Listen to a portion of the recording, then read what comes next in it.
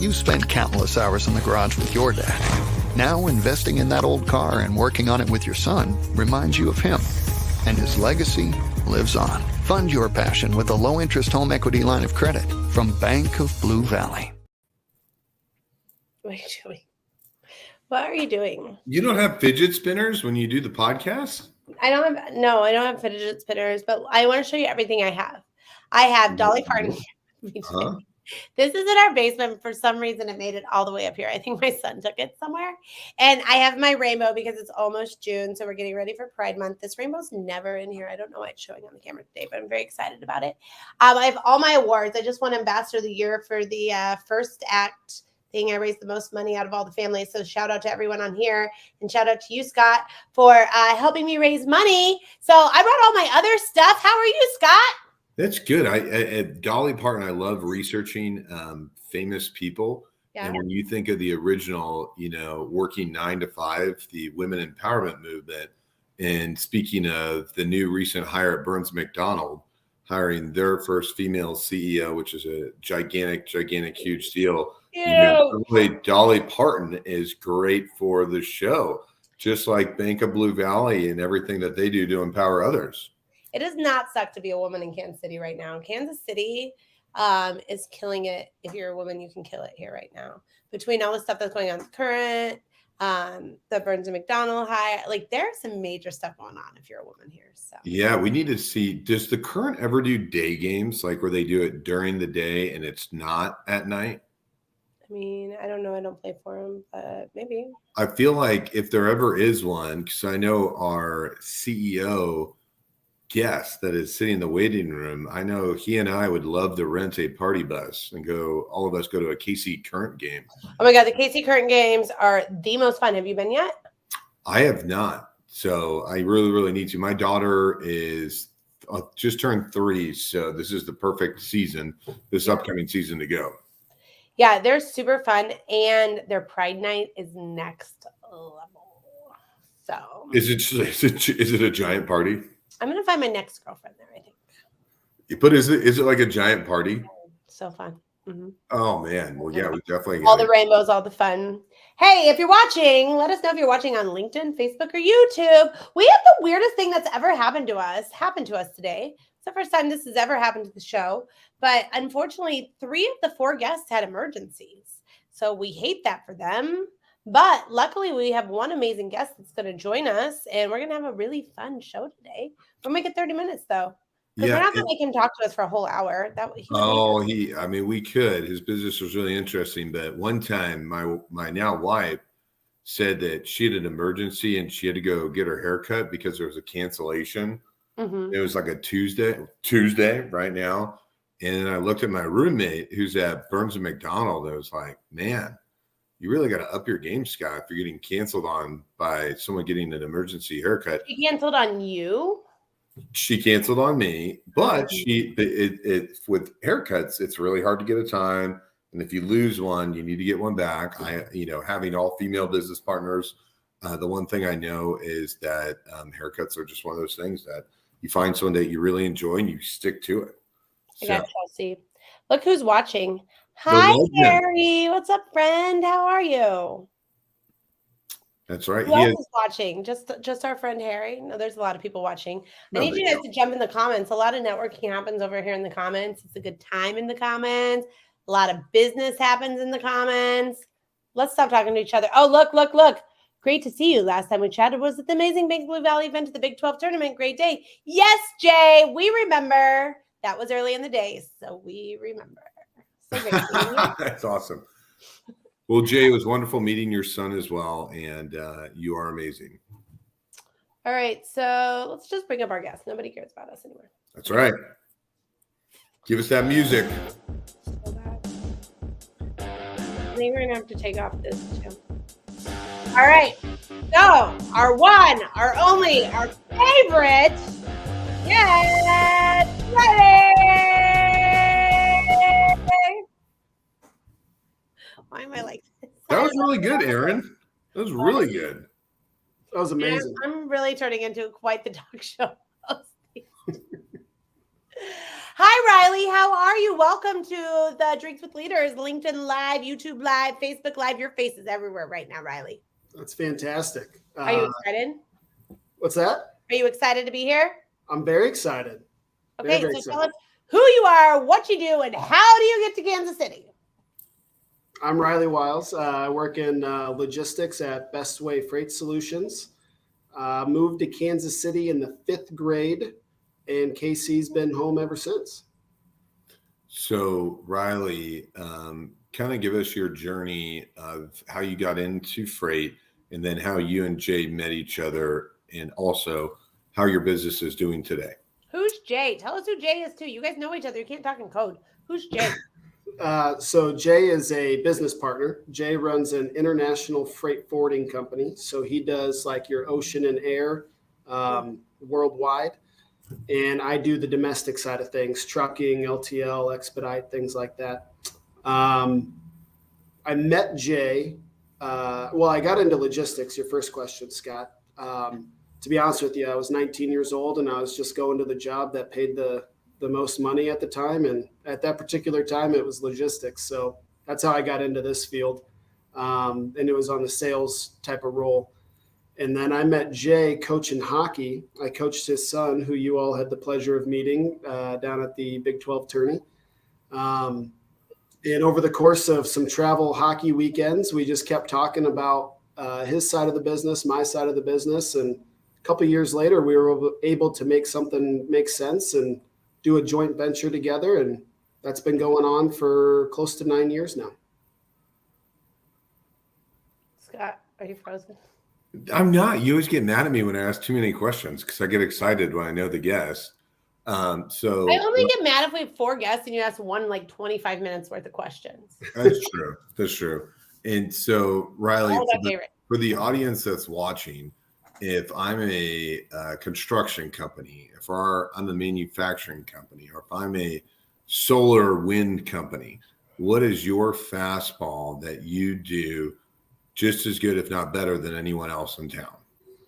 Well, I like that you mentioned those in particular because that is our target audience. We don't try to compete with the C.H. Robinsons of the world. We're a family-run business. When you're talking about volume discounts, we don't have the volume that the big boys do. So our bread and butter is the TLC side of things.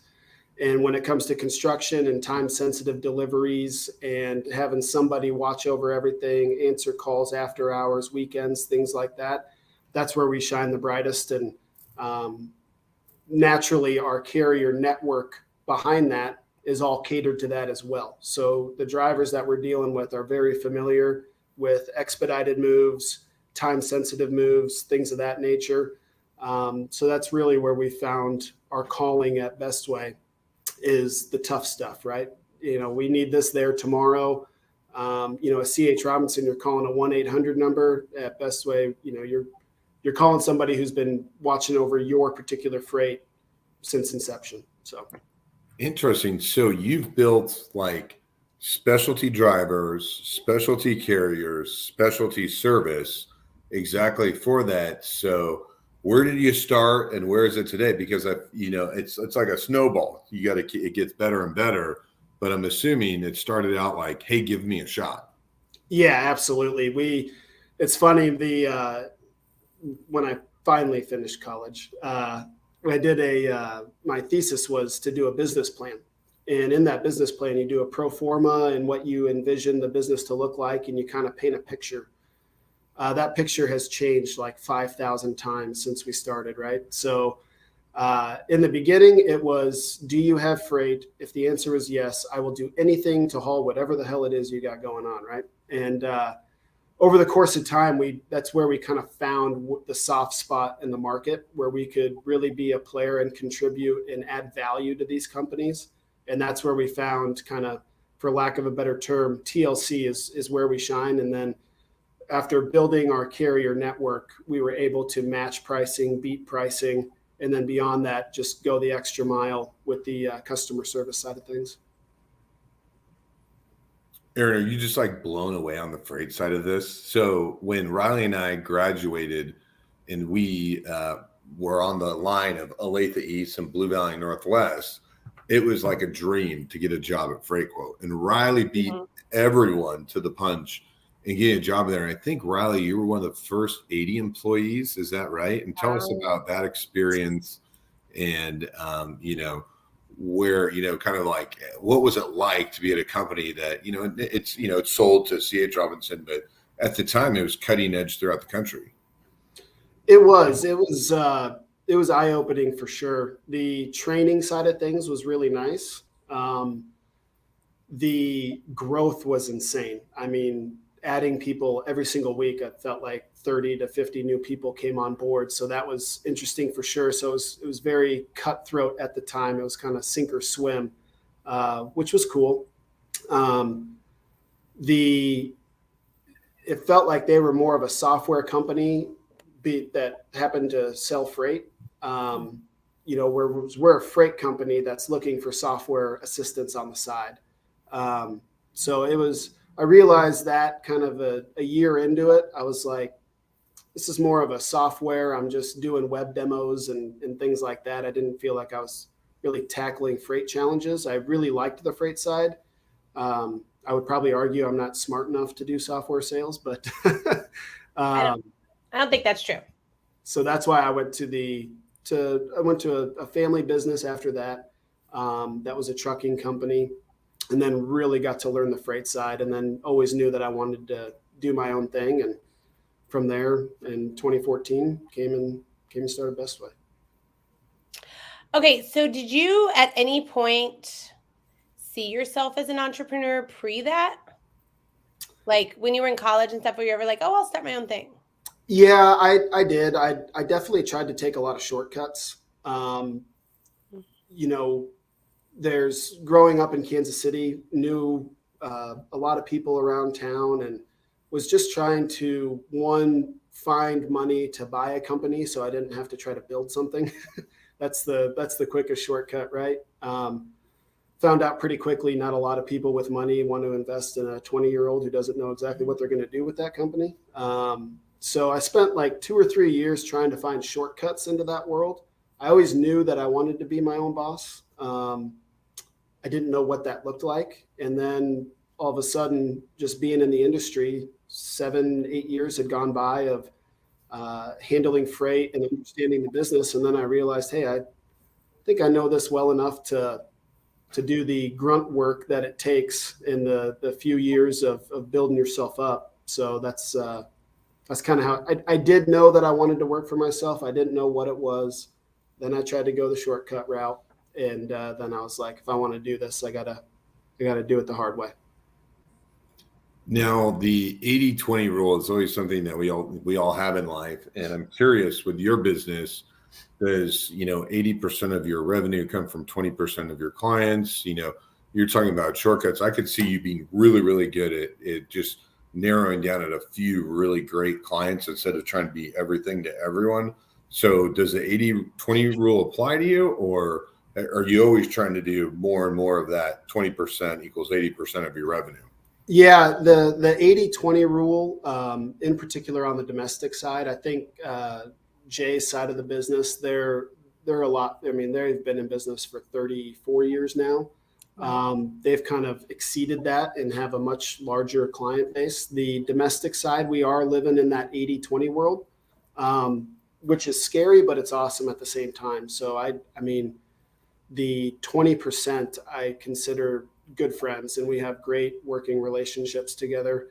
And so I can sleep comfortably at night, but it sure would be nice to add to the, I don't want to say lower end, but, spread our wings a little bit and find some other clients. So a question for you and Aaron. I'm assuming you hired Gen Z folks. Is that correct? Mm-hmm. So what is the biggest challenge or opportunity you see with the generation coming out of college right now? Ooh, Aaron, you want to go first? I love them. I think they're the hardest working generation in a long time from my perspective. They do expect a more comfortable work environment, right? Because they grew up with technology. So they're really fast at technology. But some of my best team members are the youngest ones. They're hard workers and they're quick. They're so quick at stuff that takes other people so long. Your turn. Yes, I agree with that. Focusing their efforts would be my one thing that I agree with you. They're just smarter on so many levels because they did grow up with that. I do think focusing efforts is a key thing just because there's so much going on around them. I think a couple of them that we have right now, I look and I'm like, you are so incredibly smart. You're so passionate about so many things. If you apply just a little bit more passion to the work side of things, the grunt work, right? Like just understand, go grind hard for 5 years. You're smart enough that in 5 years, you'll be 26, 27 years old and you're going to be in a great position for the rest of your life. I would just say focusing effort. So everything you said, and then if I can get them their mind down the right path, then it's a big win. There's just so much more opportunity. Like, okay, so I'm old. And when I was graduating high school, I wanted to do all these different things that literally you had to move to like LA or New York to be able to accomplish, right? Where now they can go, they can do it from their bedroom at their parents' house and try to like make it as a singer or try to make it as an actress. Or there's just so many things that I feel like they're a lot more passionate. So it's a little more spread thin.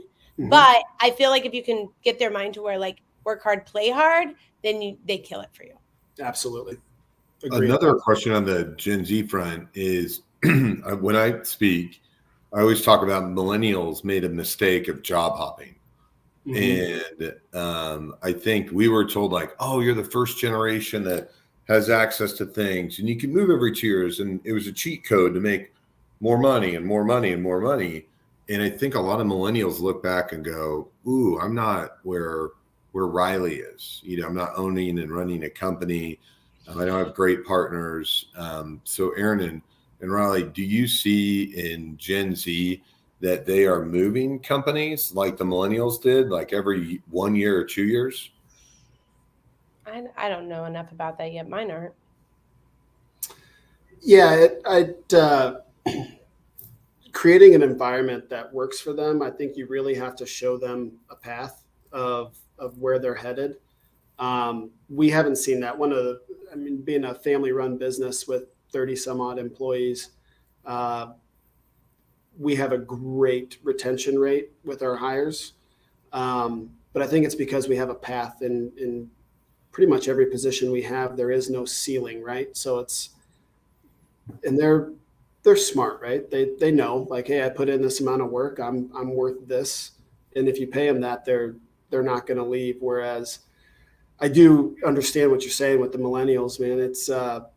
It was almost like a bidding war for a 28-year-old who was a solid worker, and you job hop and everything. And then you look back after 10 years and you're like, well, I went up like 25%. If I would have just stayed there, I would be the COO right now or whatever it may be. The difference also, don't you feel like millennials are a little more entitled? We're a little more entitled than Gen Z is. I think Gen Z went through, their parents went through a recession and they saw it up close.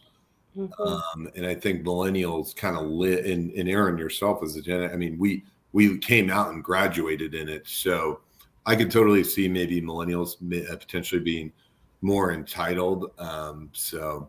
You guys know what the best generation is? Gen X, because we literally raised ourselves and we just don't care. Yeah, the terminology latchkey. Have you heard that before? No. The latchkey. So think of like that whole Gen X and borderline younger baby boomer. It was like, hey kids, it's summertime. Go figure it out. I was out at like 7:00 by myself, and like I had to figure out everything on my own. So now I can figure out, and I feel like we got to see our parents work real hard. So hard work now still doesn't seem like as hard as they had to work. Like my dad had to sell like washers and dryers in Montgomery wards, like 12 hours a day to make ends meet. Right. And so I think if you guys could just be more like Gen X, it would just work out better for all of us. Okay. Thanks. Just take it easy on the millennials. So I think it's pre-smart. It's pre-smartphones. So Riley and I woke up at 7, came home at 7, sun up, sun down. So it was unique, but all of a sudden, the younger generations where they can track you, your parents were probably more involved. So so Riley, when you think about the future of your organization, where do you see the big growth, and how do you see technology playing a factor in that? Technology is absolutely a factor. When I've been asked that question before, and it's kind of a challenge to the company, right? Like, logistics isn't going anywhere. We don't need some crazy idea to continue on with business.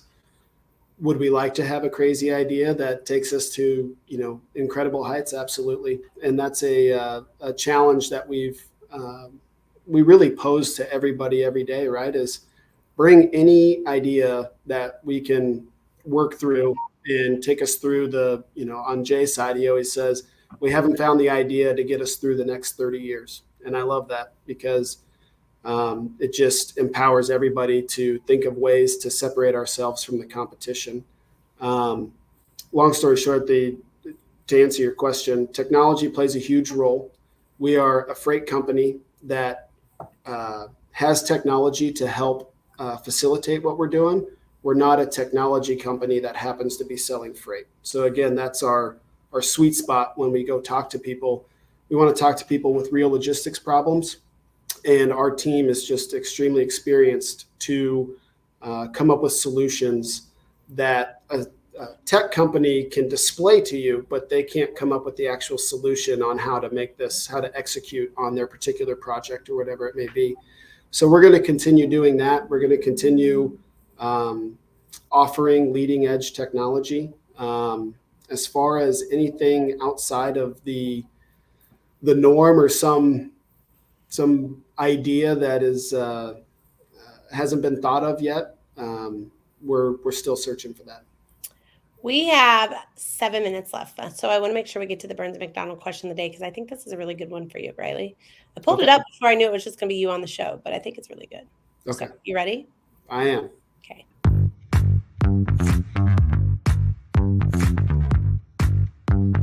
Hi, I'm Marion Nguyen. I'm a project coordinator at Burns and McDonnell, and my question of the day is, how do you create an environment of collaboration? How do you create an environment of collaboration? That's a good question. I do think that being comfortable is very key. So I've been in the position of being at a company for 6 months, and it's a company where everybody's known each other for 15 years. You don't really feel super empowered to speak up on something, right, wrong, or indifferent. So I think creating an environment that is comfortable for people, and usually that starts with, a lot of one-on-ones, just talking to people, especially people who have been there for 2 years or less, right, is have a lot of one-on-ones with them, let them understand that no idea is a bad idea, talk through some stuff, have some fun. The other thing is social interactions outside of work with everybody, I think helps create a comfortable environment when you show up the next day. So just doing team-oriented stuff. We do a Royals game every year. We go to Sporting KC games, and everybody has What about KC Current games? We have not been to a KC Current game yet, but we are going. I've not been. My little sister is a soccer player out at Utah with grand plans to play for the KC Current.